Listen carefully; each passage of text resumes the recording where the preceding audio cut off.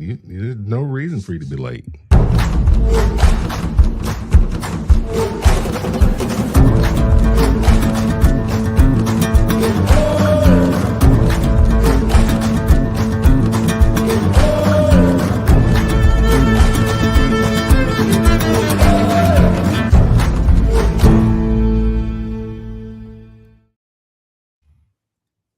right, everybody, welcome to another edition of Inside the Pigskin. And we have a dynamite show lined up today. What's even more dynamite about it is I got Steve Ballesteri back in the house. He was a hit last week. Why not bring him back again? Welcome back, Steve. It's great to be here. Look, I'm in Steve. the secret square here in the middle. Yeah, so, being in the secret square between... Yeah, between a USC and a UCLA guy, what could be better than that? Just having a USC guy. I know. This is a show that's really caught on for sure. There you go. We have Candy Ebling in the house. Great to be here talking with you fine gentlemen. Candy. And we have our two combatants, Mr. USC and UCLA, Marvin and Mel. Created the show with these two guys. We're frenemies. That's exactly what we've got. We're frenemies. We're good. Happy to be here. Yeah, well, you guys live in the same area, Atlanta, so who can imagine what the talk is like in person. Anyways, we're going to start off with not USC, UCLA. We're going to start off with Massachusetts. Because get this, they're winless. UMass is the first and only school CFB team this year to go 0-12. And actually, they might want to consider moving down to the FCS level. They were outscored 463 to 133 this season, a minus 330 differential. The Minutemen have just 8 wins in their last 7 seasons and 48 losses.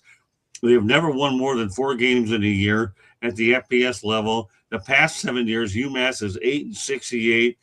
In their last 14 seasons as FBS program, they're 26-134, and they've had 7 coaches since 2012. Steve, you're from those parts. What's going on with the Minutemen, boy? I'll tell you, I would have thought going that they have greater access to the Boston area.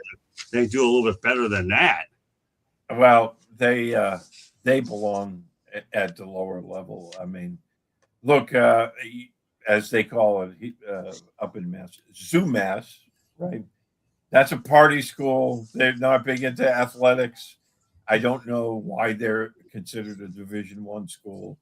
They really don't belong there, and it would be best for recruiting if they drop down to FBS level. It really would. I'm just surprised. You have access to the Boston kids, and you're still not able to produce anything a whole lot better than that. I don't know. Candy, I'll get some comments in the chat room. Pedro, Augusta, glad to have you in here. Thanks for waking up with us this morning. Candy, some thoughts about what's going on up at UMass? Yeah, I mean, let's face it. Most states have colleges that are the party school, and so I can speak for like Wisconsin. There, obviously Madison is in the FBS, but they have a lot of other smaller schools that are in Division II or Division III. So sometimes when you have NIL and you have all these different universities all around the country, let's face it, they different colleges now go out and recruit more because they go out and get talent from different states. So sometimes it's hard for these smaller schools, and they shouldn't be necessarily in the conference competing with what they are. They don't do bad basketball, but they're awful with football. All right, go ahead, Marvin. When you were reading off all those losses, I thought you were talking about UCLA at first. But now UMass, listen. We've never gone 0-12, buddy. They got this. They got an NIL problem. It's obvious. That's the game today, baby. If you ain't got the cash, you ain't got the Jimmys and the Joes. Yeah, they're gonna have to drop down. They're gonna have to figure out a way to stay competitive because, like I said, this is cash for play, and them small schools can't compete against those big schools at all. It's tortured for the kids. Horrible. Mel.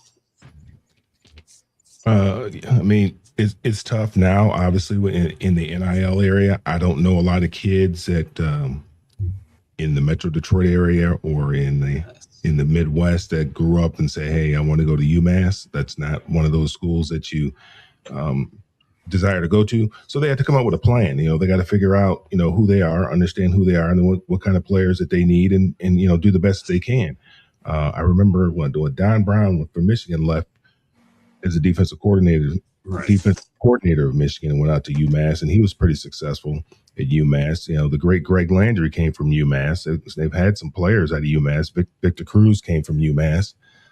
So they have had some some players, and they got some current players in the NFL right now at UMass. But you just got to figure out who you are, what type of players that you can recruit, and coach those guys up, and try to put out try to field a competitive football team. You're not going to be able to compete against the likes of. They consider Boston College a rival. They're not going to be able to compete with Boston College. Boston College is a big brand. They're not going to be able to compete with Boston College. So they got to figure out, what kind of players that they can bring in there, and what they need to do to put a competitive team out there in the football field. I'm glad you brought up Greg Landry. Very few people realize that Greg Landry played quarterback for when he was a Lions, drafted him in the first round. Good point, Mel. Okay, well, let's talk about our UCLA topic of the day. And UCLA QB Henry Hasselbeck intends to enter the NCAA transfer portal, 3 years of eligibility, be committed to Michigan State out of high school before flipping to UCLA. Hasselbeck is the former Massachusetts Gatorade Player of the Year in 23-24, son of the longtime NFL quarterback Matt Hasselbeck. Some thoughts about Henry Hasselbeck, Steve? Yeah, I mean, that's a good football family, right? When you get the Hasselbecks. Their father, Don, was a longtime Patriot tight end. And then, look, these football families, they like the Mannings, and, there's several others, of course. But, it breeds, football, and look, these are the good things that you like to see every year.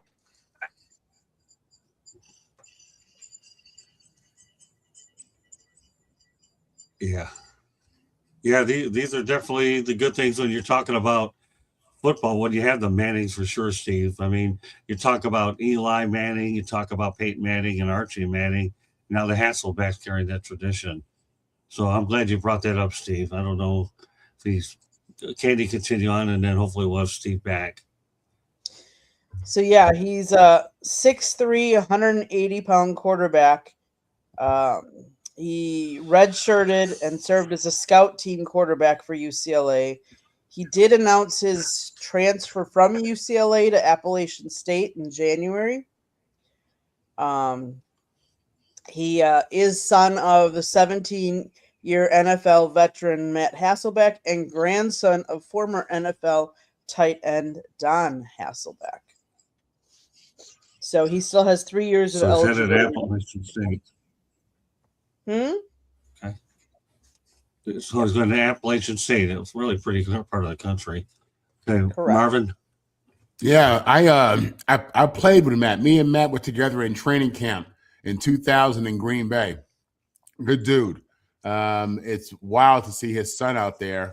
I'm not surprised he wants to get out of UCLA. They had a horrible season. Nobody wants to be a part of that stench. So he has no chance to play, man. We're too deep. Right. But anyway, yeah, man. Listen, that's the system. The kitchen's getting too hot. You get out, go get him some more money, go find him a new squad. He'll be all right. At the end of the day, he's just trying to get himself into an NFL training camp, and hope he makes it. Okay. There you have it. Let's go on. Hopefully we'll get to be back soon enough. I'm just glad that he's able to. Wait. So am I the only one that caught this? I mean, he's from Massachusetts.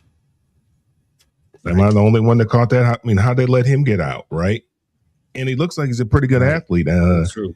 It says he committed to Maryland to play lacrosse in 2022. He also participates in track and field and was a hockey goalie. And they said he went 6'8" seconds in the 55-meter dash. So he's got some wheels too, I guess.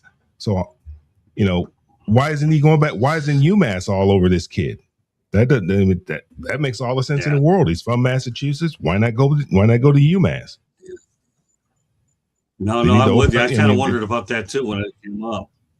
Whatever they need to do, they just needed to open up the vault, give him what he wants.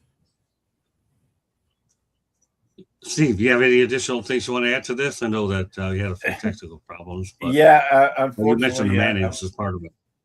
I'm the victim of the dreaded Southwest Florida internet this morning, which goes in and out constantly. It's okay. I apologize for that. That's all right. But no, and I agree with Mel. I mean, UMass should make a big push for him, but they don't have enough juice to draw a kid like that.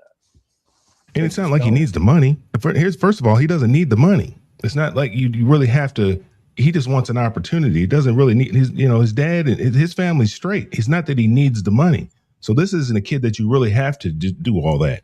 You have to sell him on the program. You have to sell him on the fact that, hey, you'll get an opportunity to play. You got to sell him on the fact that, hey, we went 0-12, but with you, we think we can do something special here. Whatever you got to do, you got to sell him. I mean, that's when that's when your job begins. When he says no, that's when your job begins as a salesperson. Yeah, unfortunately, a lot of these kids, they want to play in the spotlight. And, with UMass, they're not going to get many games on national television. I mean, when you're 0-12, no one's lining up to put you on primetime or even in a big time Saturday game. And that's unfortunate. But again, that's the problem that they're having, with that program. They just can't recruit enough to be competitive. Anybody else have left off? Hmm. Okay. Just want to make sure. Yeah, I'm surprised he hasn't gone to Massachusetts, but Appalachian State. You ever been to Appalachian State, that campus before? It is absolutely beautiful right out there in the Blue Ridge Mountains. I actually visited that area. That football stadium is located right in the mountains. It is absolutely gorgeous. It really is. Never seen a game there, but if you ever get a chance to go out there, go ahead. It's just, you can't take enough pictures. You would run out of memory with the amount of photo ops you get there for sure. All right, let's move on to the pros. Former Cowboys standout Jason Witten is officially named Oklahoma tight ends coach. Mel, some thoughts about Jason Witten with the Oklahoma Sooners? I think that's a good hire for them. Jason Witten played the game at a very high level. Could bring a lot of information, a lot of knowledge to some young tight ends there. I think that it's a good hire for the University of Oklahoma. Candy? Yeah, he's a former all-pro tight end who played 17 seasons in the NFL and guided 2 state championship teams in his 5-year tenure as a high school head coach in Texas. Kudos to them. That is a really good hire, like Mel said. He played at such a high level for such a long time. Kudos. Okay, Steve? Yeah, I think it's a great hire. Look, when you have a guy like him that played at such a high level for so long in the NFL, he brings that instant, juice to the young players, because a lot of these guys may have grown up watching him play in the NFL, although many of them probably too young. But at the same time, they know who he is, and there's a lot he can teach them about the ins and outs of playing the position. I think it's a great hire. I think it's a great move for Oklahoma. And again, what we're talking about recruiting, right? If you're a high school tight end, trying to find yourself a big time program to go. What better place to go than, hey, look, I'm gonna have, I'm playing for a great program, which Oklahoma is, and then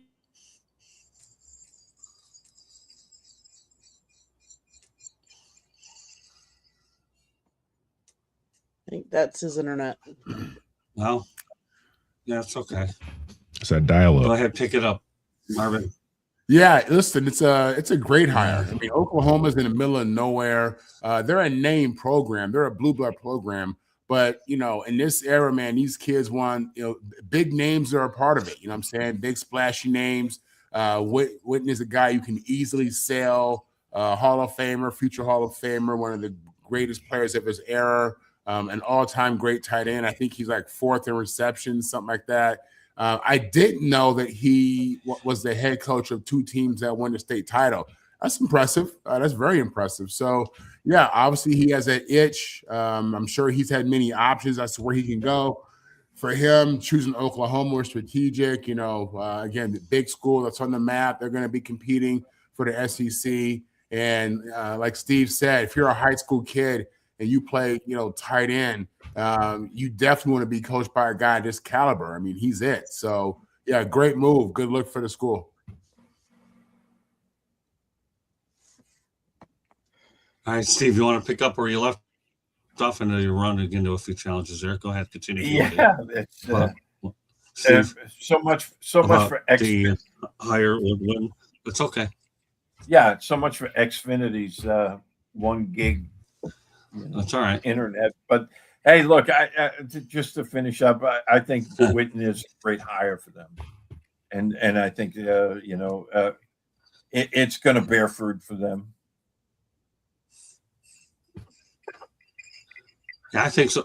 What I like about it, within tight end, cut passes from Troy, the best quarterbacks in Dallas for sure. So when you know the position well, you can train it. And just like Jason Taylor, the way he's out there with Miami Hurricanes, right? Here's a guy that is able to get pass rushers, elite pass rushers. You have a guy who's so good at his position, then you're certainly, and you want to be good at that position, then you go after the best ones you possibly can. Great points all the way around. Well, we'll go to a division you're all too familiar with, Steve, and that's the AFC East. You have Jeff Hafley signed a 5-year deal with the Miami Dolphins head coach. What are your thoughts about the hire, Steve? I think it's a good hire for Miami. They needed to clean house, and they've done that. And look, this division has gone through such a change. Mike Vrabel was hired in January of last year, and now he's the longest tenured head coach in the AFC East.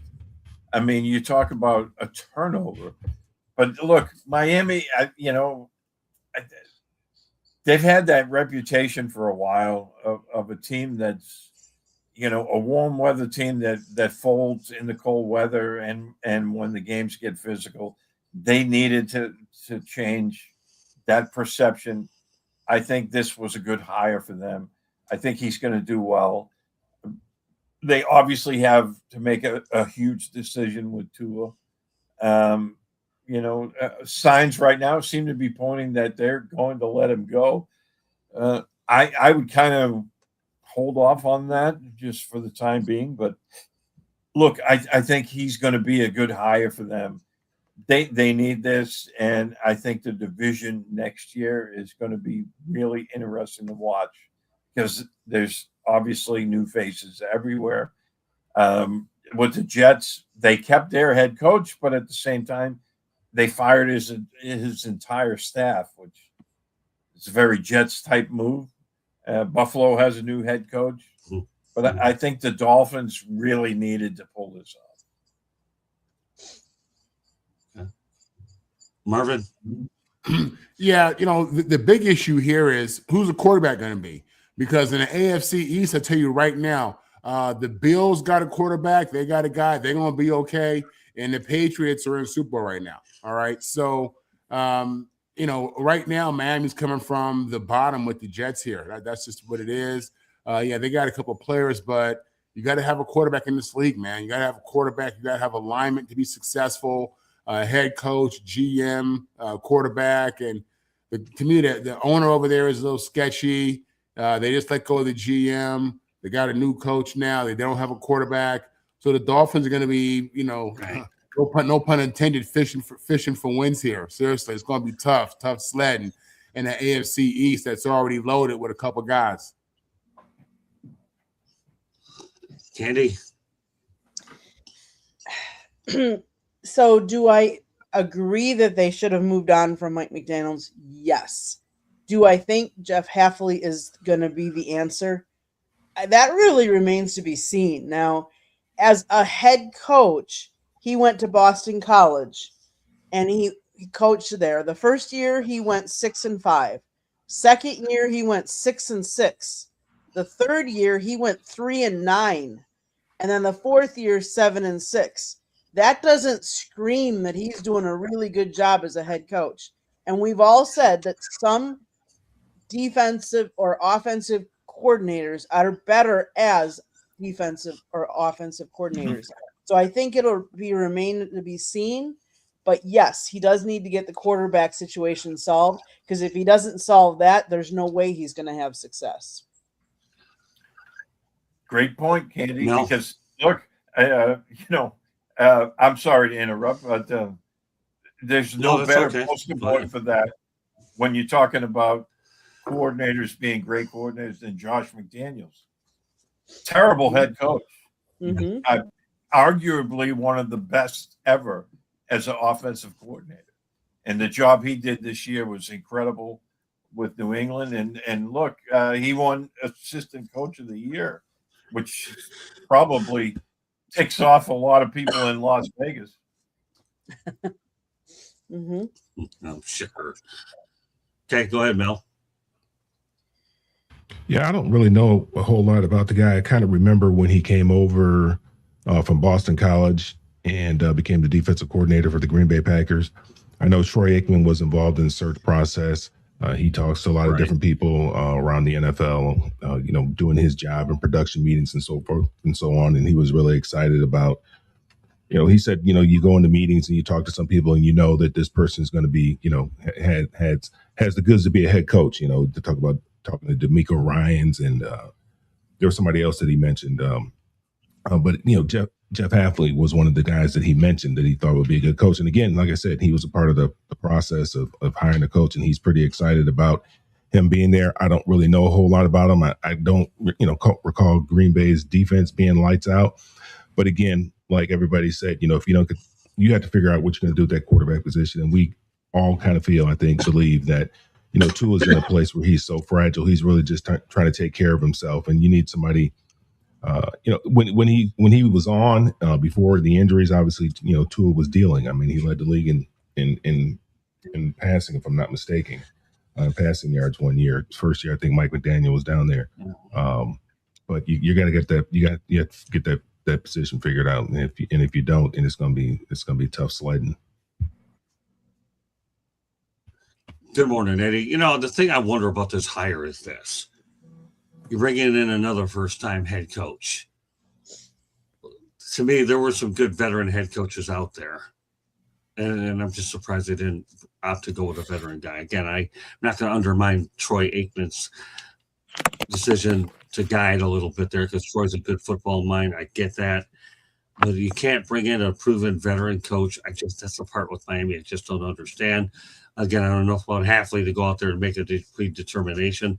Time will tell. He has coached at Boston College, but this is a different animal here in the pros. We see so many pro coaches and college coaches. The transition is much different. Of course, nowadays you wonder what's going on, but that's another day for another time. So I don't know.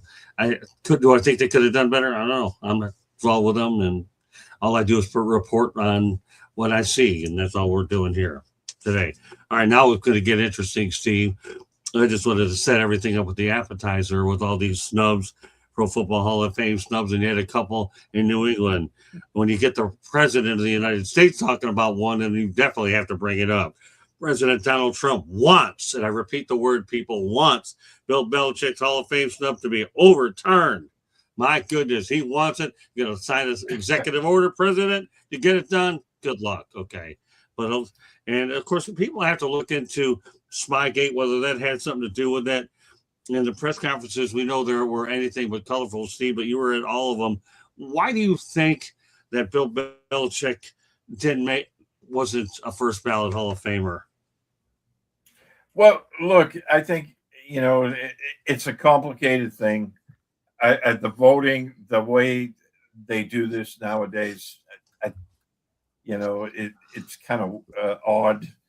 But at the same time, look, Belichick was fined for Spygate, and I think there remains a lot of people that really have a lot of hard feelings about that. And he was never suspended for it. He was just fined for it, which I think if he was suspended, you could kind of see the reason behind that. But, they only gave him a fine. And I think, the other part of the equation was, Bill wasn't, as we've all seen, he wasn't that kind of, quote machine as a head coach when dealing with the media. And a lot of media people really disliked him for the way he handled his press conferences. And, if that's the case, which I think some of it pertains to that, it's a lot of sour grapes on the part of media types. Look, he's not being, nominated for the Hall of Fame because of the way he dealt or didn't deal with the media. It was supposed to be for on-field stuff. And even if you throw out, like the first 3 Super Bowls, if you're going to say that the only reason they won those was because of Spygate, he still had a Hall of Fame career after they turned the cameras off. He won another 3 Super Bowls, went to 4, right? So I think a lot of that had to do, and let's call it what it is. There's a lot of sour grapes out there, with the Patriots and with a lot of the NFL. And, people were pointing toward Deflategate, which was proven to be, complete BS. Call it what it is. It was science, but once that was proven, then why was Tom Brady suspended? Everyone says it's because the commissioner said that, he can do whatever he feels like. And Belichick had nothing to do with that. So I think a lot of this had to do with, personal animosity toward Belichick with a lot of the media types and even some of the NFL types. He was not the guy that a lot of people want to seek out at a cocktail party. Yeah, the media is holding a grudge, period. Same thing happening with baseball with Barry Bonds. You treat the media like garbage, it's going to happen. They're going to bite you later on when it comes to immortality. That's what it looks like to me. Yeah, well, Terrell Owens. Yeah, they're going to send you a message. You treat the media poorly. Don't bite the hand that feeds you. That's really what it comes down to. Barry Bonds treated the media poorly, and they paid him back. Even David Ortiz was, you ought to know him up in Boston. He's a media darling. That's why they'll cut you a little more slack. If you treat us pretty good, they're going to treat you great. Barry Bonds found out the hard way. David Ortiz found out the right way that it worked to his benefit. Is really what you're looking at. So, but I agree with you. You hold a grudge. The media does hold a grudge, and I think that you might have seen. I don't care about all this stuff. Well, some of these last seniors or last year. No, if you wanted to vote for him, you could have. But obviously, there's a lot more to this than meets the eye. That's what you're learning, Marvin. Okay, about the inner workings of how this thing is going. Okay, go ahead, Marvin. I think we've given you something to bite on. Yeah, listen, Donald Trump. He's such a hot mess right now. This guy's just, the fact that he wants to give his opinion on Bill Belichick, but we still ain't seeing the files the way we want to see him is crazy to me. And then his most recent, internet social media episode with the Obamas is out of this world. So yeah, he's not somebody who I think needs to spend any time on this. He has bigger fish to fry. Listen, Belichick. If Belichick's not a first ballot Hall of Famer, who is? If Robert Kraft is not a first ballot Hall of Famer, who is? I understand that they had their cheating scandals and they went through that drama and they were penalized there. And if we're bringing morality and all this stuff into these votings with these voters, I mean, it's going to make it really complicated. These guys were champions on the field. Robert Kraft put together the best and the elite organization of his time of that day for 20 years. They were the top of the food chain. So it's hard for me to not see him in the Hall of Fame. It's hard for me not to see Bill in there. But I see how people doing Barry Bonds. I see how people did Pete Rose. You know what I mean? So human beings, man, got feelings. Those feelings are impacting their votes. That shouldn't be the case. Nobody has laid out a Hall of Fame career as an owner and a head coach like these guys up in Boston. And again, I'm a Jet fan. I don't even like anything Boston, all right? But I can recognize their role in the game and how significant they were. It's crazy. This is just, human beings being ignorant, not putting him in the Hall of Fame. Good morning, Earl Kinsey. Glad to have you in this morning. All right, Candy. So Bill missed by 1 vote. He needed 40 out of 50 votes. He received 39.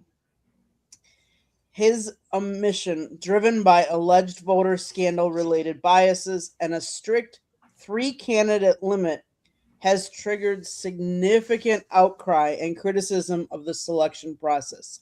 I think they really need to rethink this because honestly, if you have, let's say you have 6 really, really good candidates and you can only vote for 3 of them in a year, like that doesn't make sense. If somebody has impacted the game as much as Bill Belichick for as long as he did, he deserves to be in. I hate that people use their personal biases on these. If somebody, again, let's face it, Bill Belichick has 8 Super Bowl rings, 6 as a head coach, and he is the second winningest coach in NFL history. Missed it by 1 vote. That's sad. That's sad. You as media, you cannot use your personal. I mean, you do.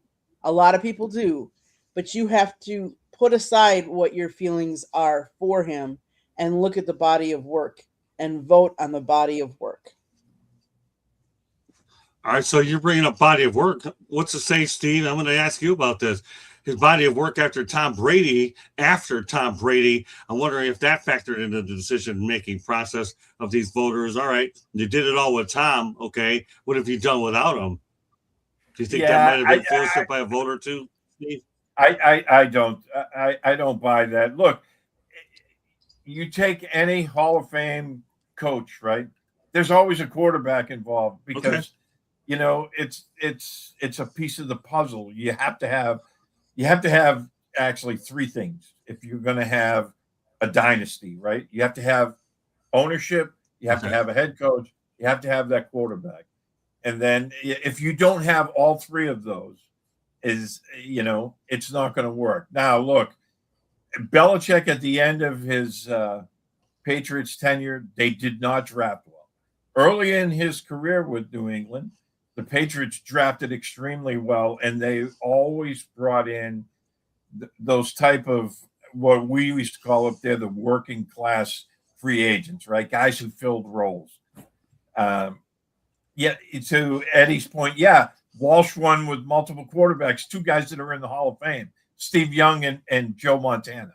So you have to have that, okay? You have to. And the Patriots, once Tom Brady left, they did not have a plan for that. And that falls on Bill because at the last minute, they brought in Cam Newton, who wasn't a fit for their type of offense. And then, it was Mac Jones and Haley Zappi. So, look, it didn't work out, but you have to have those 3 things if you're going to be successful. And look, Bill Belichick's game plan when he was the defensive coordinator for the New York Giants is already in the Hall of Fame. His record speaks for itself. Everyone says it's all Brady. That's a bunch of BS. It's the both of them. You look at the game plans they had in their Super Bowl wins, especially the early ones, right? Their early Super Bowls, Tom Brady, that first one against the Rams, he wasn't the Tom Brady we know, today. He was just finding his feet, and they held the Rams to 17 points in the Super Bowl. Greatest show on turf. Wow. It had a lot to do with the defense. It was worth thinking in my head. I had to ask you, Steve, since you're the New England authority on there, to think this. So, all right, Mel, your thoughts about Bill Belichick not getting in the first round? I mean, I've been as critical of Coach Belichick as anybody of his record without Tom Brady. But, I mean, I can say the guy, I mean, it's without question that he should have been a first ballot Hall of Famer.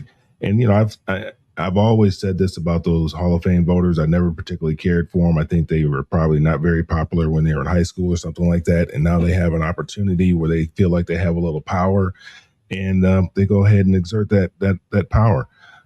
Just like Ken Griffey Jr. wasn't a unanimous Hall of Famer. How's Ken Griffey Jr. not a unanimous Hall of Famer? I mean, it's about what these guys did on the field, not how they treated you when you went up to them to get an interview. That has nothing to do with it. That's not a part of their job. I don't see anywhere in their stats, about how they treated the media. That has nothing to do with how they went out there and performed their job day in and day out. And these guys don't really appreciate what it takes to do what they do over 100. What is it, baseball? 162 games. To be able to go out there and do what they do for the number of seasons that they've had to go out there. That they've gone out there and done that. For a guy, I think Barry Bonds, or not Barry Bonds, I'm sorry, but even Barry Bonds. I mean, you got the home run king and you got the hits king. Neither one of them are in the Hall of Fame. And then you got the Super Bowl coach. The coach who's won the most Super Bowls, and the owner who's won the most Super Bowls, and they're not in the Hall of Fame. That doesn't make any sense to me, because if Bill Belichick and Robert Kraft are not Hall of Famers, then I don't even know why you have the Hall of Fame. I don't know who is a Hall of Famer then. Well, it's funny how you mentioned Ken Griffey Jr. Ichiro Suzuki should have been 100%, never got in there because one person didn't do it. Well, let's segue over to Robert Kraft. Wasn't voted in on the Hall of Fame on his first ballot either. So, Steve, this one is mind-boggling. You got Jerry Jones in, but Robert Kraft not. That to me is weird. I don't think that Robert Kraft, if anybody, deserves to be there, considering where that franchise came when he bought it versus where it's at now. I don't get that. Yeah, I Go ahead, Steve. I think a lot of this has to do with, people having ill feelings toward New England. I mean, look, they're woefully, I believe, underrepresented in the Hall of Fame with 6 Super Bowl wins. You look at the players that are in. There's very few. You look at other teams that had those dynastic reigns, and they're very well represented in the Hall of Fame. And thankfully, Adam Vinatieri got in just this year. But I think there's still a lot of ill feelings toward New England with the voters, with ownership. And, I just look at what Kraft did in 2011 when they had, the big work stoppage and, and what he did to alleviate that. Plus the fact, look, Jerry Jones is in. And since Jerry Jones has been in, the Patriots have been to 11 Super Bowls. So, I mean, what more can an owner do, to prove that he belongs? I don't know. But look, I just think a lot of this is politically based and not on performance. And, Kraft will probably eventually get in, hopefully before he passes on, because he's getting up there in age. I think Belichick will definitely get in at some point. I just think that acceptance speech ought to be a good one. Yeah. Go ahead, Marvin. Yeah, I have very similar feelings regarding Robert Kraft as I stated for Bill Belichick. I think Steve hit around the head.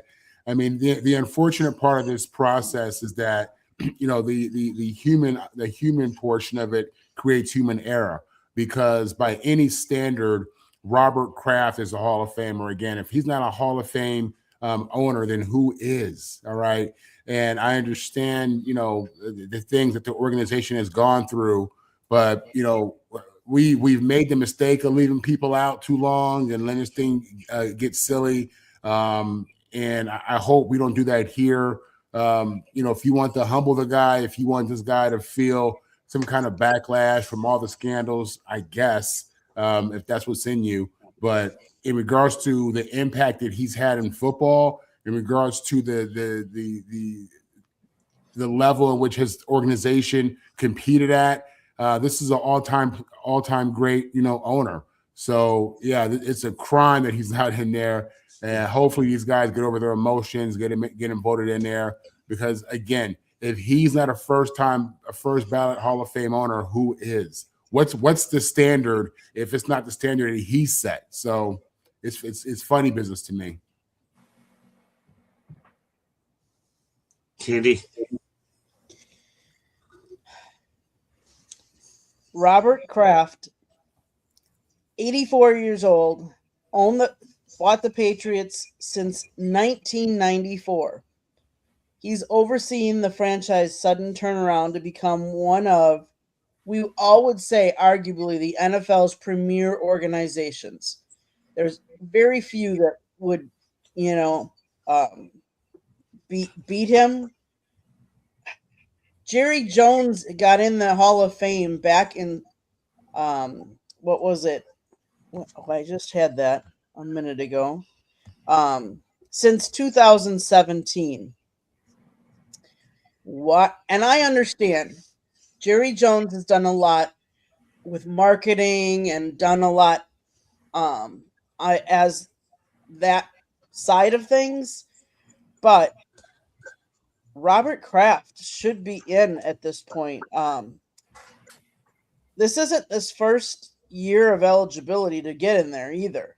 He's let's make that clear too. But why he isn't in as an owner that has done more for the league and his team, winning as often as they have. Let's face it, Steve, you said you need an owner, you need a coach, and you need a quarterback. And his job was to get the coach in there. He got Bill Belichick, then get Tom Brady in. Obviously, Tom Brady restructured contract after contract to stay there. Well, that doesn't take just Tom. That's a combination, and Kraft should be in. I hate these personal biases, but he should be in. I mean, one thing they don't mention is, and maybe they're trying to get a little more distance, a little more runway between that is, that little incident that happened down there in Florida before the Super Bowl back in like 2019. So they haven't brought that up, but I don't know if that plays a factor in it or not. The case was ultimately dropped, but it was, wasn't pretty for Mr. Kraft.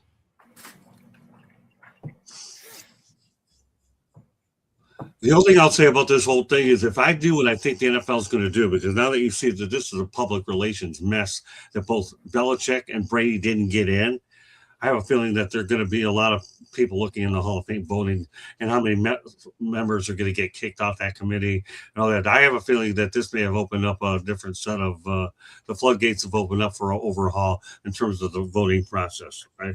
I've been to some of those events, Steve, as you probably have over this. Yeah, exactly. That's where I was going with this. I have a feeling they'll both get in next year for sure, after what just happened this year. What's going to happen if Brady? That's true too. Brady's a part of the media. They love Brady. Can imagine we'll have a two. Oh, there's a lot of people that don't. I think so. Yeah, I think so. But a lot of people are envious of him, jealous, stuff like that. Yeah. But I mean, it is what it is. I mean, he's won more Super Bowls than anybody. If he doesn't get in, I'm done watching football. one last point. Yeah, the Kraft has been instrumental in the NFL's lucrative TV deals. He has chaired the league's media committee for more than a decade, and he helped secure an 11-year broadcast rights deal worth $113 billion in 2021. Yeah, the Kraft one is more mind-boggling to me than the Belichick one, and I'll tell you why. Because of everything we've talked about, Belichick, I guess I understand a little bit because the media, you really do have to get along with us a little bit. You got to give us a little something to work with. Now, this guy here, his responses, I hope to work with him at some point with the K's, if not next year, the year after when he comes down to our neck of the woods to talk to him once. It's a goal of mine. You'll see if it happens, but you can't. You got to treat the media with a decent amount of respect and give us something to work with. And some media members will hold a grudge, and you don't know if that all it took, and he only missed by one vote. You don't know if that one vote is a result of a grudge. You just never know. Or Kraft is different. He should have been in by now. The winning speaks for himself. And I know when he bought that franchise, they were in tough shape. Didn't they have a guy that was the shaving guy that ended up buying it from? Yeah, I'm trying to remember the guy's name. Yeah, well, they had Victor Kiam. right. Yeah, Victor so Kiam. I hear that was a mess when he bought it. Well, and then James Orthwine was the owner after him, and they were planning to move to St. Louis. And Kraft, what he did was he bought the old stadium. So what Kraft has done. Yeah, and then he was able to finagle a deal where, he bought the team and kept them there.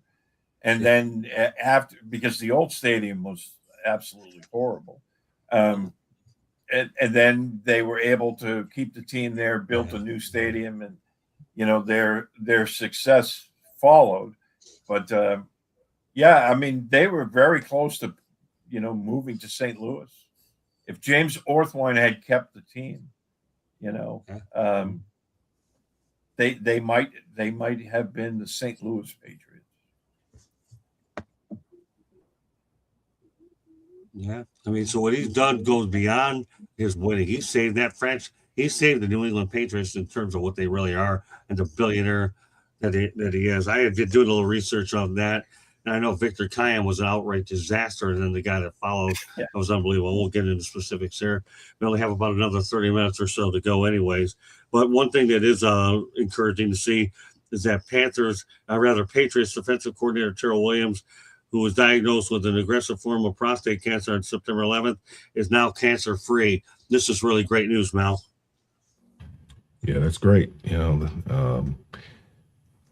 Obviously, that's great news. It's, for him, for his family, whenever you get that diagnosis. I was just talking to a friend of mine yesterday, and he was telling me, and I had no clue, and he didn't have any clue, that he just rang the bell, I think, in December with prostate cancer. So, it's one of those preventable things. You just got to go to the doctor. You got to get checked out. And I know Marvin, we talk about it all the time at the PA meetings, and it's just one of the, you just got to go get checked out. But yeah, thank God that he's doing well. And my friend, man, he had stage 4 prostate cancer, and said he went to the doctor earlier in the year and his numbers were well, and then he wasn't feeling good. Something was going on, and found out he had stage 4 prostate cancer. So yeah, that's a blessing.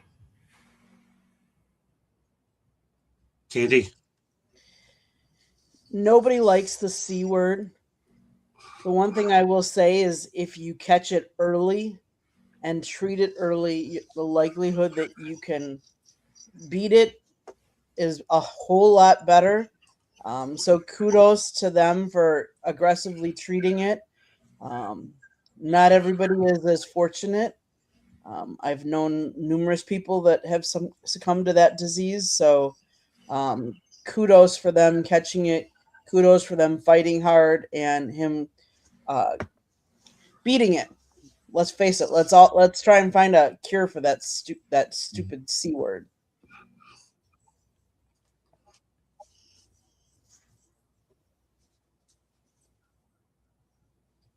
Yeah, Steve. Yeah, I mean, great news, isn't it? Yeah, it's very great news for Williams. Look, I don't think you could find a family in the United States that hasn't been touched by this disease. It affects everybody, and we kind of draw attention to when somebody the well known is battling, and but you could basically look at any family, and it's always great when you hear about somebody that has been declared cancer free, and Williams he had prior issues in the spring. He had some stuff where the Patriots had basically sent him home to get well.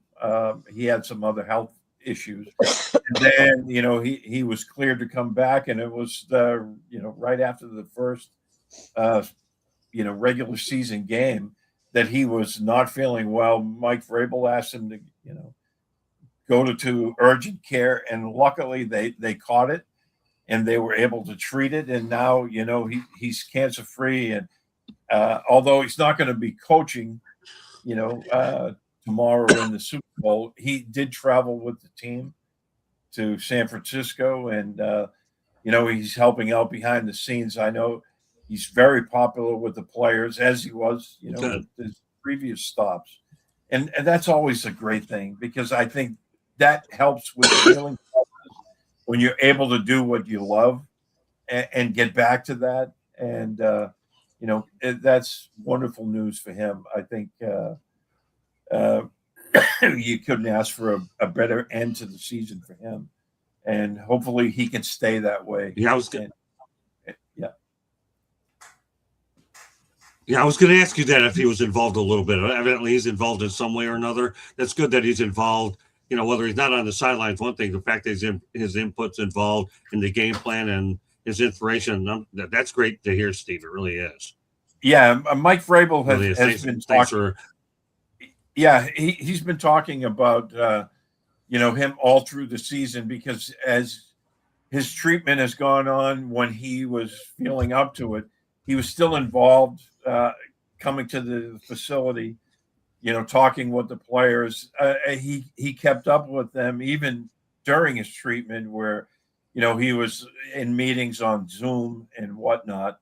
Helped out Zach Kerr, who was the inside linebackers coach who took over the defensive coordinator position all season long, and who's done a really good job. But he was helping him out throughout the season, and like I said, I don't think anything is better for the patient when you're able to resume somewhat of a normal activity and do the things that you love.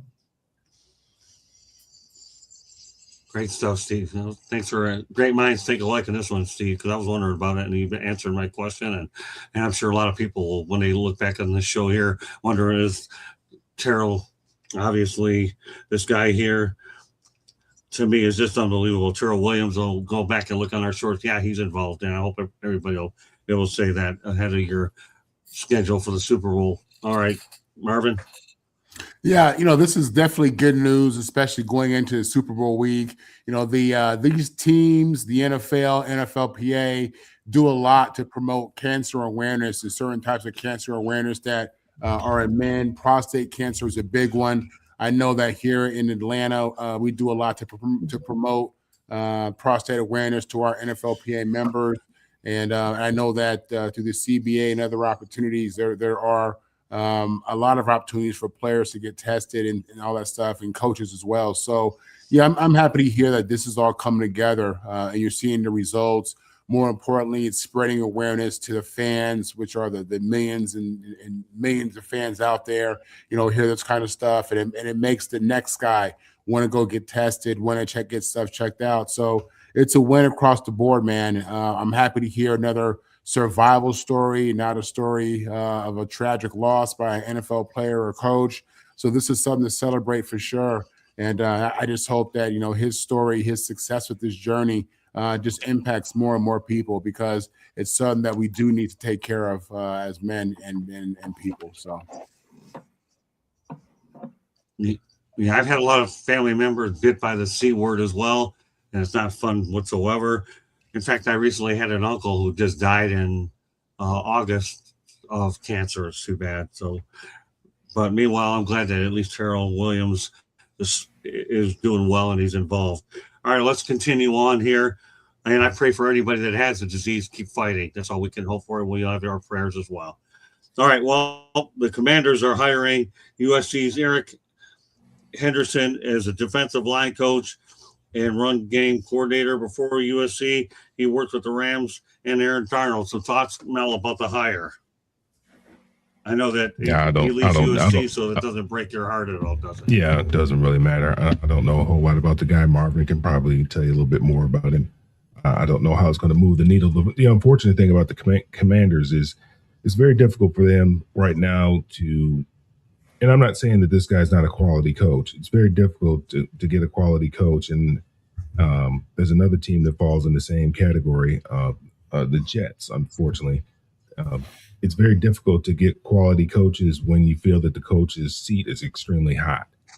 And because nobody wants to uproot and move themselves and their family and not know how long they're going to be there, or feeling that they're only going to be there for 1 year, 6 months, whatever the case may be. And, we all know that Dan Quinn, that seat is probably hot over there for him after the season they had last year. Even though he had a remarkable first season, it's what have you done for me lately? And they didn't do very well this year. There was rumblings about whether or not he was going to keep his job this year. We know Aaron Glenn, everybody's called for his job.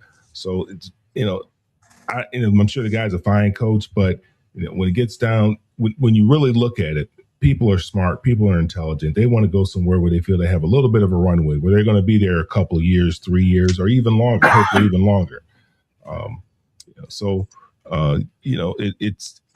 I'm happy for the guy. He's going to get an opportunity to coach at the NFL level.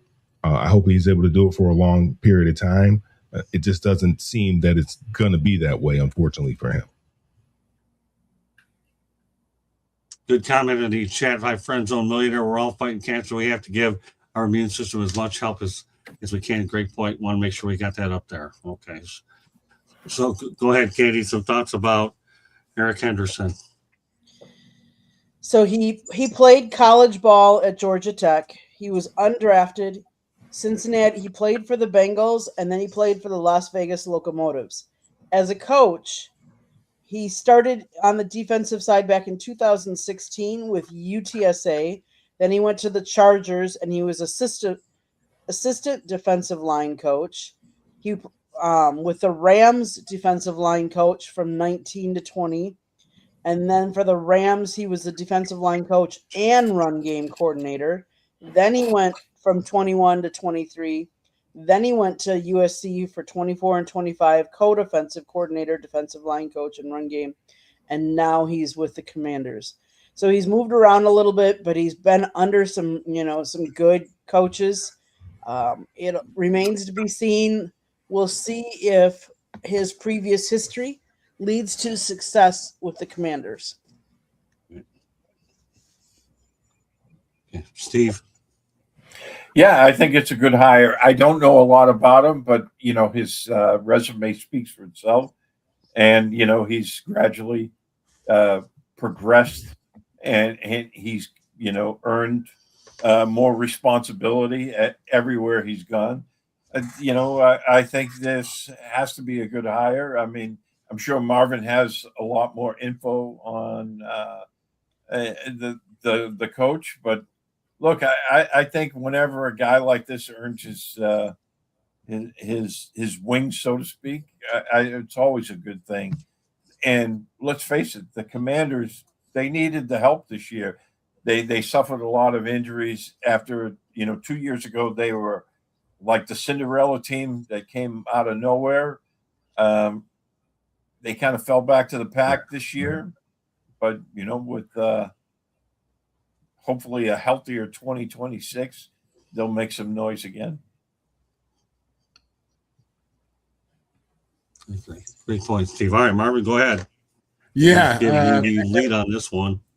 Yeah, Eric Henderson, otherwise known as Henny at USC and by many of his players. Coach Henny has been with us at USC for about 2 years now, came from the Rams, as you said.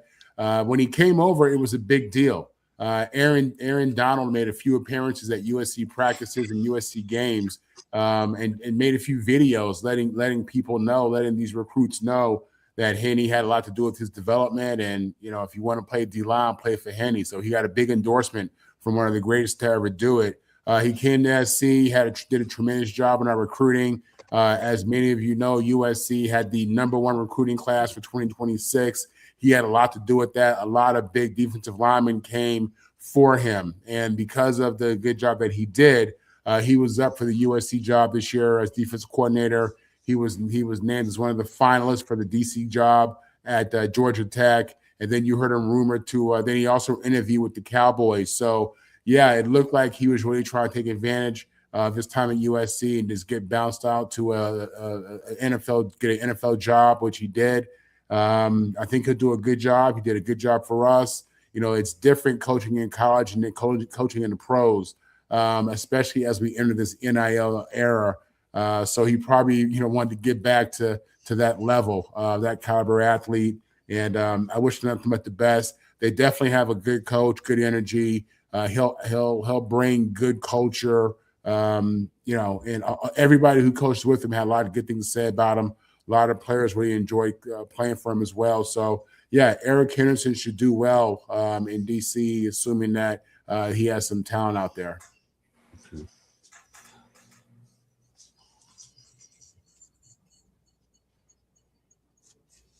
Okay. Sounds good. We've got a couple interesting facts we're going to throw out here as we get ready to go for the Super Bowl. 54% of the time, the team that wins the coin toss loses the Super Bowl. 54%. How about that? That actually wins the coin toss, loses the Super Bowl. All right.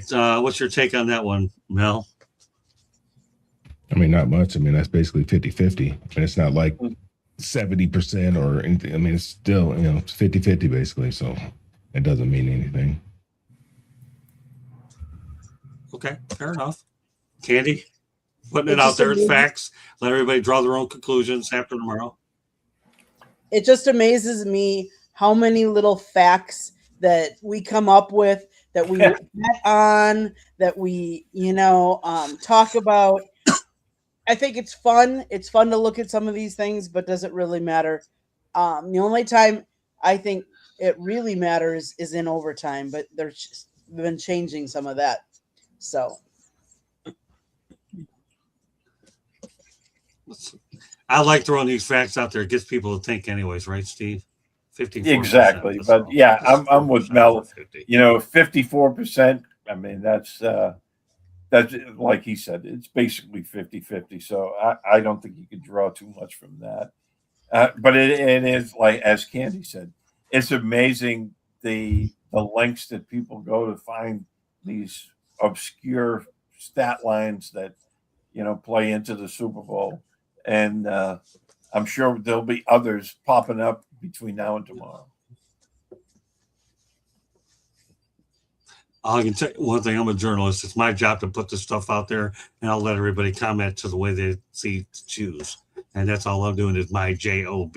Okay, my job. Put the facts out there and draw your own conclusions. Marvin, do your job. Yeah, I think two things can be true. Do your job, as Bill Belichick. On one hand, I think this is where analytics get crazy.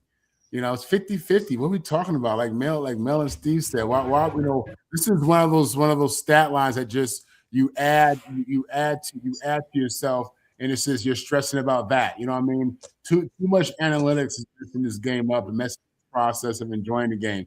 On the other hand, maybe these are the details that make the difference. Maybe these are details that Belichick and Kraft knew about. And maybe this is why they were strategic and called heads or tails a certain way. I don't know. But to me, man, get out there and get low. How about that? Just get out there and get low and then see what happens then. Everybody worried about this coin toss. Get low and attack. Try that.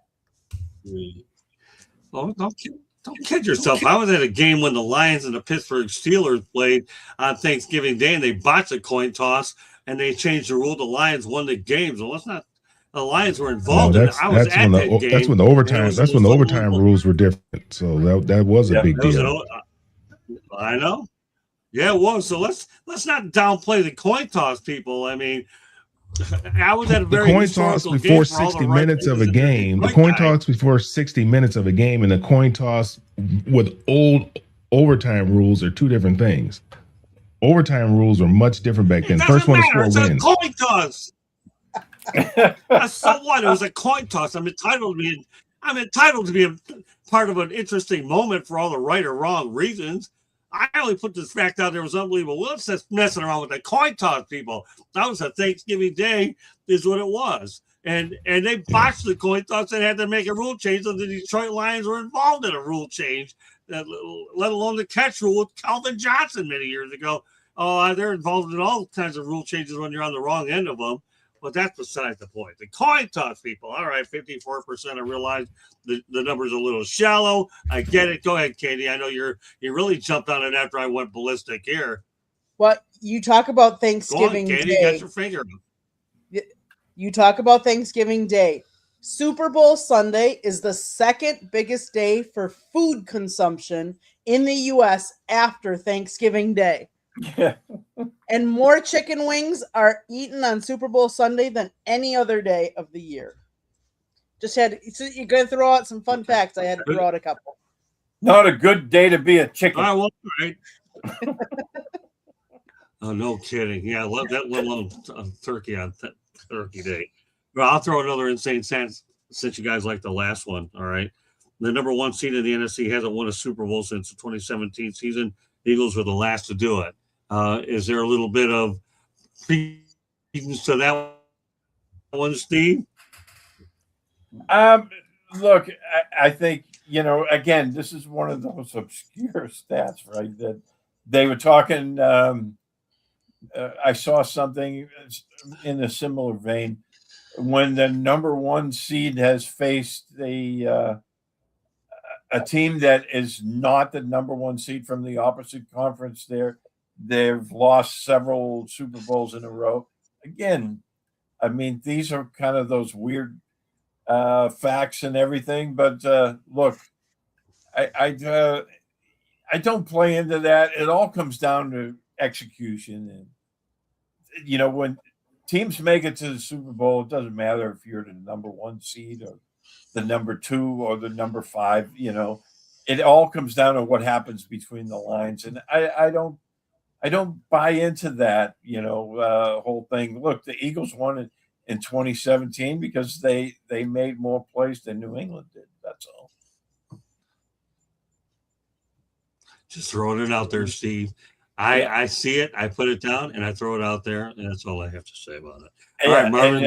And to Candy's point, on the menu at the household here, it's going to be chili, barbecued ribs, and shrimp cocktails. So no chicken wings.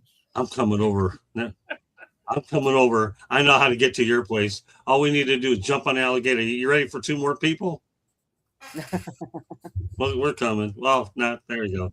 We'll make it happen. But boy, that's pretty tempting to take a ride down 75 Alligator Alley to eat your menu. Sounds good, Steve. Glad that you're able to give everybody a taste of what you're on the agenda. All right, Marvin, give me some thoughts about the last stat I threw your way. Listen, in the NFL playoffs, man, you get a lot of parity. You got the best teams in the league. And in the NFL, a 7-seed team can beat you.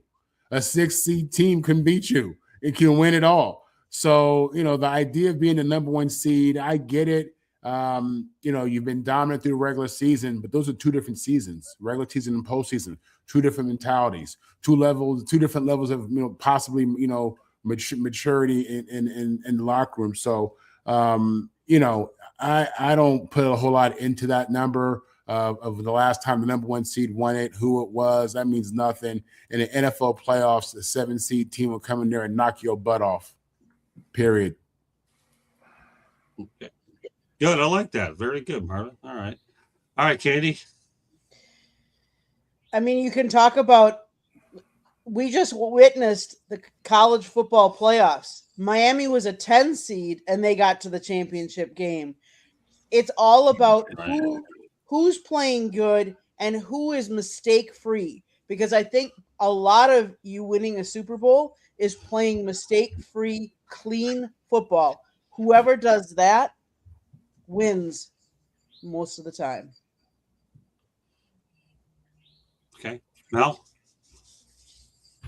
Yeah, I think Candy summed it up pretty well. It doesn't really matter. I mean, for sometimes one conference is stronger than the other, and for a lot of years, it's always one conference has been stronger than the other, and that's why it's so difficult to make it in one conference where you might have a team that's playing very well that might end up being a 5 seed. I think the Rams were a 5 seed, and they're very they played very well all year long, and it could have been a toss up as far as who made it to the Super Bowl, but. I don't, it's like any given Sunday, man. That's why you go out there and play the game. Any given Sunday, any team can win, and so everybody has the same opportunity when they get out there and they cross those lines. Just got to go out there and execute, and the team that executes the best and makes one more play than the other team usually ends up the victor. I can't put Jeremy's thing up. First wild card team Super Bowl was Oakland 1980. I remember that game all too well. I really do. I think it was 27-10. Then they beat the Eagles, if I remember right. I don't know. It was a 27-10 win. And then, of course, this one the last 3 weeks in the playoffs indicator team was Seahawks. Okay. I remember, I think Jim Plunkett, I don't know. I wonder if Jim Plunkett was actually in that game in 1980. Yes, he was. If I remember right. Yep. Jim Plunkett. Oh my God! Look at Jim Plunkett. Great stuff, Jeremy.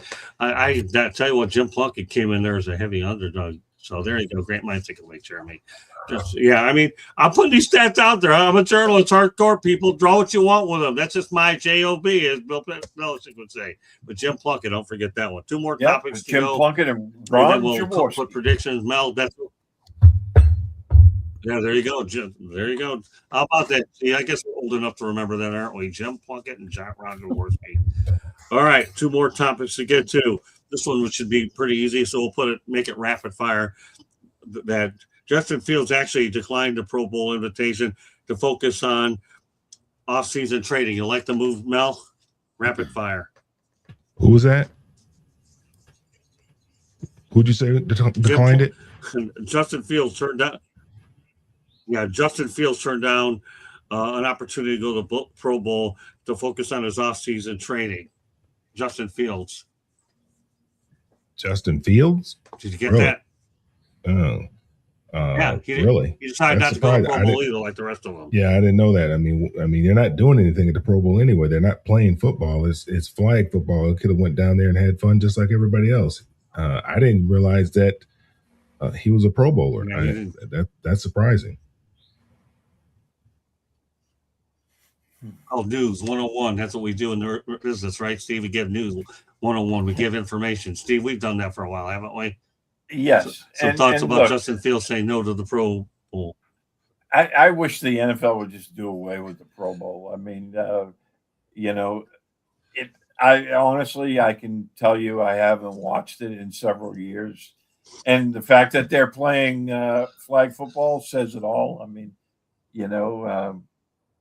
look, I don't have any heartburn with him. So many guys opt out of the Pro Bowl for one reason or the other. They say they're hurt or whatever. But look, they should just do away with it. If you want to name people to, the Pro Bowl, that's fine. But I wish they just do away with the entire game. And I don't have any problems with Justin Fields opting out. He wasn't a Pro Bowl quarterback anyway. So exactly. Yeah, diminished to nothing. Exactly. Great minds think alike. Why? GMT, we got to put that one in there a lot today because Steve and I and everybody were on the same page with all this great stuff that we have to put out there regardless. So, all right, go ahead, Marvin. People made such a big deal about Shedeur Sanders, being added as like the 6th quarterback to the Pro Bowl. Shedeur made some plays this year. I mean, he gave you some wow moments. You got people who are excited about him playing in this flag football game. Justin Fields was afraid to throw the ball this year. Justin Fields wouldn't get the ball out of his hand this year. I don't think Shedeur making it as an alternate, 6th alternate is a joke, but Justin Fields making it for my New York Jets, that's a joke. That's insane. And when I hear that, I feel like they need to just let go of the game, like Steve just said, man. It's when my dad played in the Pro Bowl in the 70s and the 80s, it was a real game. It was a real game. If you were a real fan, you look forward to it because all the best players played, and they played physical, and they went out there and they got it. They were playing the game, at a high level. And they didn't make no money. I mean, the winner got 10 grand, the loser got 5 grand. This was like in 1980. This was in 89. I want to say the winner got that kind of money. They weren't making no money playing in the Pro Bowl. And then you think about it. The human body can only take so many hits. But these guys was out there sacrificing everything. Justin Fields in the Pro Bowl to me is just laughable. I hope that kid goes on to be a career backup or gets other opportunities. Obviously it's nothing personal, and I want to see these players do well. But it was so bad with him and the Jets this year that he needs to just go ahead and get on. And I'm happy he's focusing on improving his craft and not being the 12th quarterback from the AFC to go to the Pro Bowl. Yeah. I agree. Justin Fields just been unfortunate of bad luck. Obviously a raw deal in Chicago and then going to the Jets with this dumpster fire. In Pittsburgh situation, I don't know about that, what won that yet, but the Jets and what happened in Chicago were just unfortunate. Candy? Yeah, the Pro Bowl, they've made such a joke out of it that they really don't need it.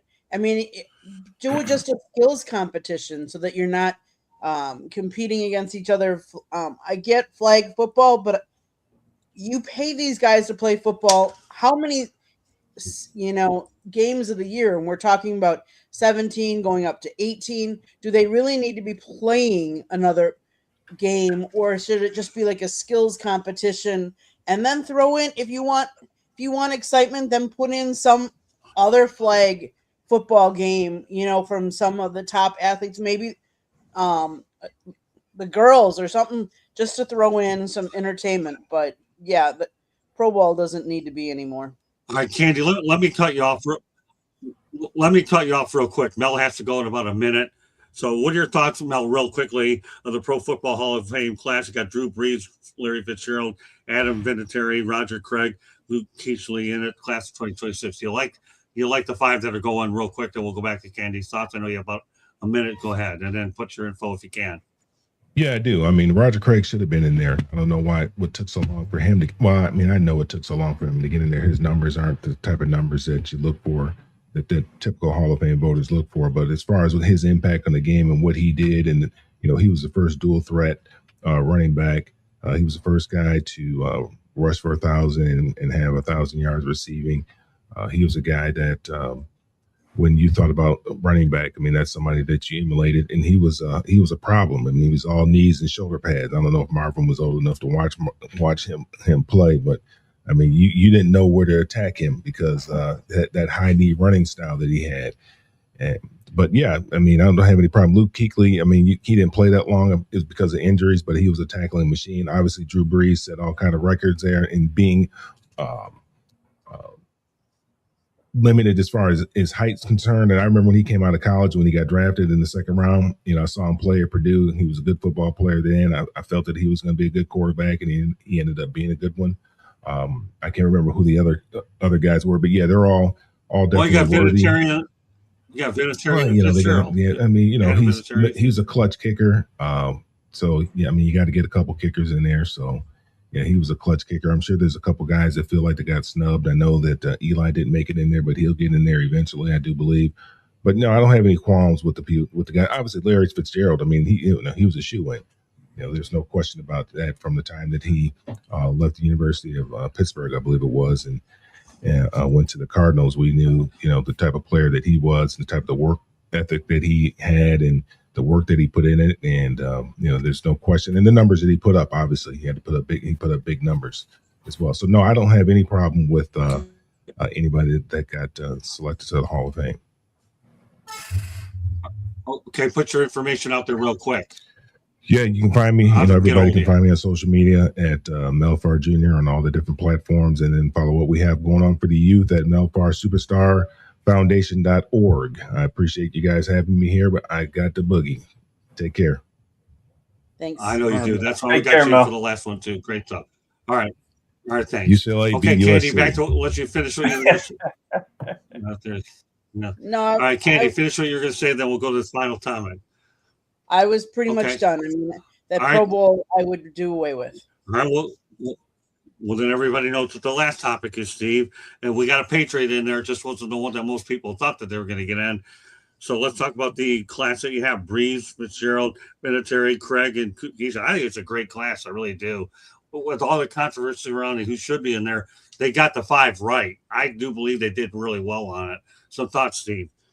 Yeah, absolutely. I think every person that's going in this year is absolutely deserving. And to Mel's point before he had to sign off, I still don't understand why Roger Craig wasn't in before. The rest of the guys are all no brainers. Drew Brees, obviously. Luke Kuechly, yeah, his career was short, but he was a very impactful player when he was playing in the league. Fitzgerald, Adam Vinatieri. I still go back. I think the most clutch kick I've ever seen was the year of the Patriots' first Super Bowl in 2001. They played the Raiders on the old stadium on the frozen grass in New England in a blazing blizzard.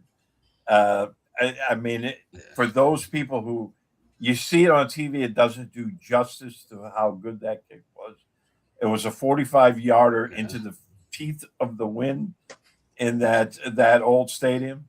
To me, that was the most clutch kick ever. Tied the game, sent it to overtime where he won it in overtime. I go back to that. But Vinatieri was money in big games, and very glad to see him finally get in. Yeah, I'll tell you what I'd go as far to say, and I've seen a lot of kickers over the years. He's one of the best kickers to ever play in the NFL. And I'm glad that he's in the Hall of Fame. If there's anybody more deserving of Vinatieri, he deserves to be immortalized for sure. All right, Marvin. Yeah, I think it's a great Hall of Fame class. I have no issue with anybody who got in there. Like Steve and like Mel, it was very good to see Roger Craig get in there. I feel like he was just such a dominant and elite player from a very special era in football. This was right before, this is when, the NFL offense went through the running back. Listen, we had great NFL quarterbacks back then. We had Marino and Montana and these guys. But, Roger Craig was the guy who was getting those touches. Roger Craig was the guy who, hit him for 1,000 yards rushing and receiving in the same year. That was unheard of back then. That was crazy, and he was it, man. He was the guy, and he did it for multiple years. So happy to see that situation happen, that he get in there. I'm not really big on a lot of special teams guys, but if anybody deserves to be in the Hall of Fame, it's definitely Adam Vinatieri. Again, as a Jet fan, as a New York sports fan, I don't love a lot of things Boston, but Vinatieri is a special player, absolutely. So, and then everything else just made sense. Luke made sense. Drew made sense. Larry made sense. So yeah, man, this is a great time to be a football fan. I look forward to these Hall of Fame speeches. I've been watching since I was a kid, watching these Hall of Fame speeches. So I look forward to this, to the induction process and the ceremony, and hopefully get my dad in there next.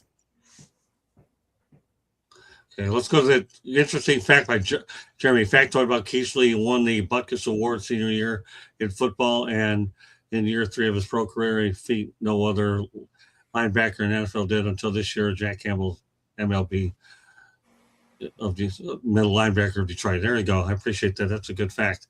Okay, Katie, some thoughts about this class. Great class. Let's start. Drew Brees. He was elected in his first year of eligibility. When he retired, he was the NFL's all-time leader in passing yards and touchdowns. Fitzgerald, elected in his first year of eligibility. He finished his career second in NFL history in receptions and receiving yards. Luke Kuechly. He elected in his second year of eligibility. He was a 5-time All-Pro and a 7-time Pro Bowler. He only played 7 years, and he won Defensive Player of the Year in 2013. Adam Vinatieri, elected in his second year of eligibility. He is the NFL's all-time leading scorer and holds multiple postseason records. He has 2,673 points, just to be exact. Roger Craig, he's a 3-time Super Bowl champion. He was the first player in NFL history to record 1,000 yards rushing and 1,000 yards receiving in the same season. All very deserving to be in the hall. They will be enshrined on August 8th, just so everybody is aware.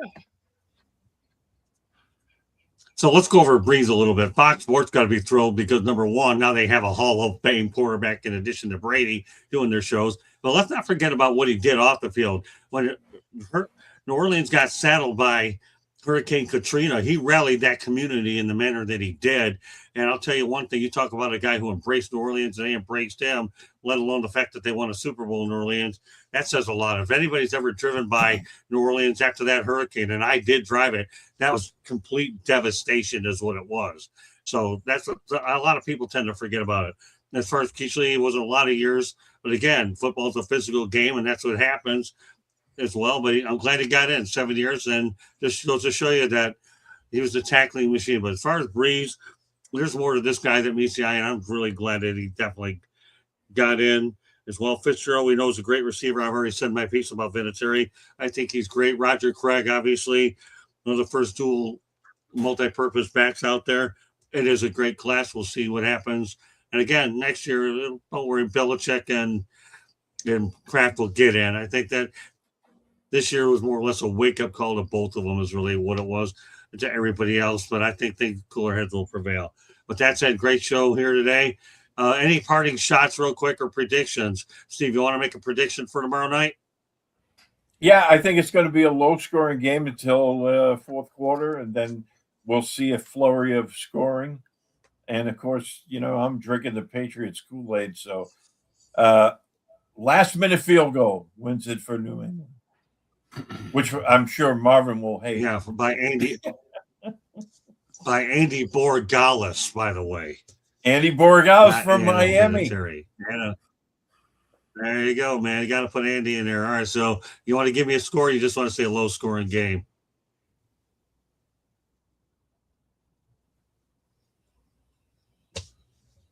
Any score? Oh, 24-23. Okay. Yeah. Works for me. Okay, Marvin. Yeah, I'm looking to see Sam Darnold is the first USC Trojan to ever start a Super Bowl at quarterback for USC. So, you know, again, as I said, I'm anti everything Boston. So let's go the USC Seahawks. I got them winning the game. We'll say 30-27 Seahawks. Sam Darnold's the MVP. Sam Darnold's a great throw. We haven't talked about him today because we spent a lot of it the other night. Glad you brought it in at the end. Okay, Candy. I think it'll be Seattle 21-17. One last interesting fact that I just wanted to throw out there. This is one of your way off facts.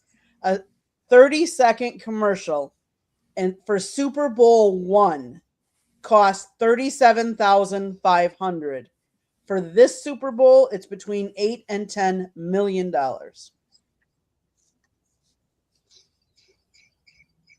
Football is a moneymaker. A lot of money. All I can say. So what you're saying, Candy, is you gave your prediction. South Florida, you know what I have to go with. Get the commercial. No. There you go. All right, Candy, you gave your prediction. I said 21-17 Seattle. Candy. All right, you know what? I have to ride Seattle in this case. I'm going to go 27-24 Seattle. I do, but let me tell you, it wouldn't break my heart if New England does win either, because Drake May's a hell of a story. He really is. You're talking about a guy that had one heck of a year under Josh McDaniels and under Mike Vrabel. No matter what happens, both quarterbacks are going to win their first Super Bowl, and they're going to be in a very special category going forward. So what an excellent year. Mike Vrabel's coming out party as a head coach. I'll have more stats by the time we go live again. So, but meanwhile, with that said, great job. So All right, and now Earl Kinsley's putting it out there, 28-17. He's making the Patriots Kool-Aid, 27-17. See, I can't read it. That's okay. I'll put it up there. No, Those that have better vision can do it. Earl is saying 27-17 Seahawks, and then Jeremy is saying Seattle 28-17. There you go. Well, it's good that you verbalize it because we have the audio providers that can go ahead and listen to it as well. All right. Well, we appreciate everybody being on here. All right, Steve, with that said, I'm glad you came on here for this one as well. As Mr. New England Patriot comes on the show before the Super Bowl, you're welcome to come on any Saturday you want if you're available. You always have an open invite. So please let everybody know how they get a hold of you, Steve. Yes, you can find me on Twitter and other social media at SteveB7SFG. I write for PatsFans.com for the past 15 years. And we've been doing a podcast called Patriots No Huddle. And, we've been doing that for 15 years as well. So thanks for inviting me on. Hey, look, the Super Bowl is what it's all about. And I'm glad to see two teams that nobody had picked, this year to end up in the big game. And we'll see where it all plays out. But it's all good, man. Well, it's all good, and it's even better when you're able to come on Saturday. You know how I feel about you, Steve. You're definitely like an older brother to me and somebody that I view as a mentor. So it's always good to be able to have people that you can speak, that you're on the same level. So I'm glad you're able to make it today. Marvin, let everybody know how they get a hold of you. Yeah, you can catch me weekly with the South Florida Tribune and with Locked On USC. You can catch me online and social media at Marvin Powell III, Marvin on the mic. All right, Candy, take us the rest of the way.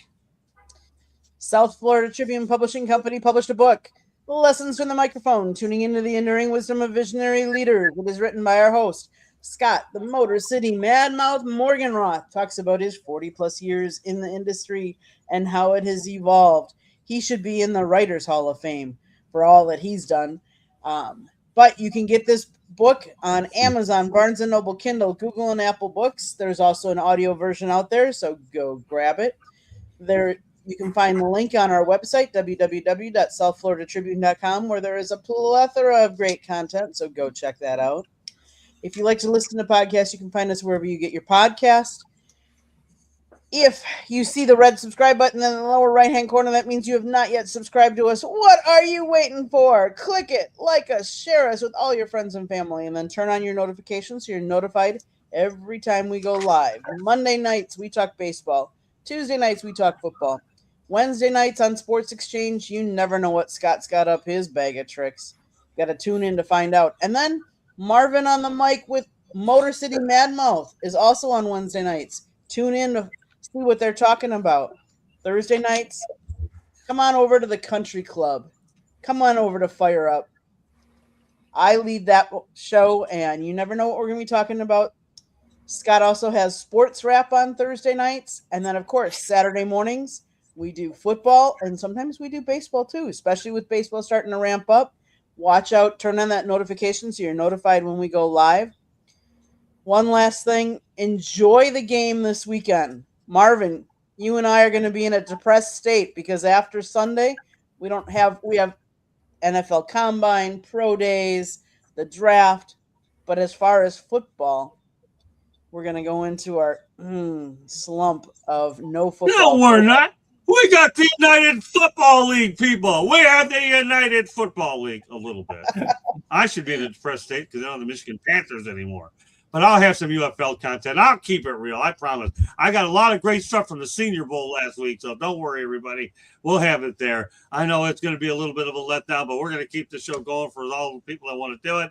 Steve, once again, so glad to have you here with me. Marvin, don't worry, brother. I'll lift you up. Hang on there. I know you're probably going through those little bit of withdrawals, Marvin. I need to see that energy. Marvin just got that poker face on. He is zoned and focused in the zone today.